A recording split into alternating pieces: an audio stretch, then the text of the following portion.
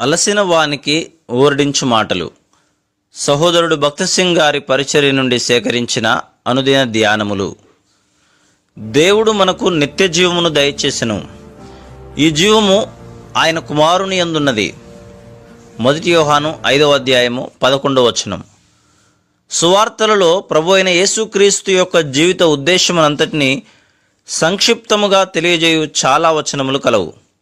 ఒకటి, లూకా 19:10లో నశించిన దానిని వెతికి రక్షించుటకు మనుష్య కుమారుడు వచ్చెను. మరొకటి, యోహాను సువార్త 10వ అధ్యాయము 10వ వచనములో గొర్రెలకు జీవము కలుగుటకు, అది సమృద్ధిగా కలుగుటకును నేను వచ్చి తిని.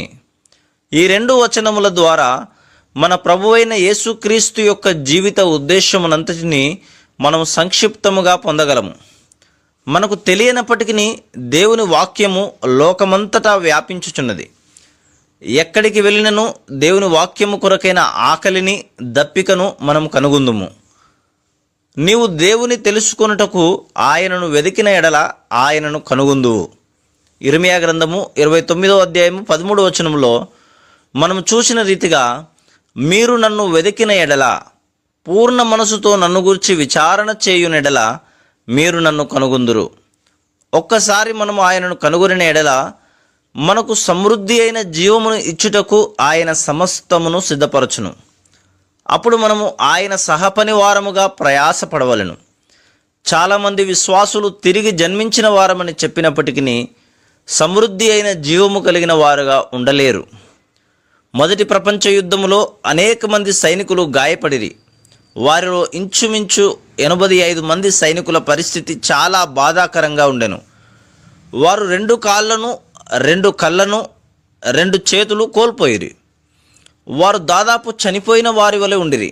వారిని గంపలో మోసుకొనుచు వారికి చెంచా లేదా గొట్టముతో ఆహారమునివ్వవలసి ఉండెను. ఈ దినమున మనలో చాలామంది విశ్వాసుల ఆత్మీయ స్థితి ఇదియే. వారు తిరిగి జన్మించితిమని చెప్పినప్పటికీ ఎన్నో సంవత్సరములుగా ఆత్మీయముగా చెవిటివారును, మూగవారుగాను ఉన్నారు. దేవుని కొరకు పనిచేయుటకు వారికి శక్తి లేదు. ఇది నిజం. అందుచేతనే జీవము కలుగుటకు, అది సమృద్ధిగా కలుగుటకు నేను వచ్చి తిని అని ప్రభువు చెప్పుచున్నాడు. ఇక్కడ సమృద్ధి అను మాట ఎంతో లోతైన అర్థమును ఇచ్చుచున్నది. అధిక సమృద్ధి అనగా పొంగి పొరలు సమృద్ధి అని అర్థం.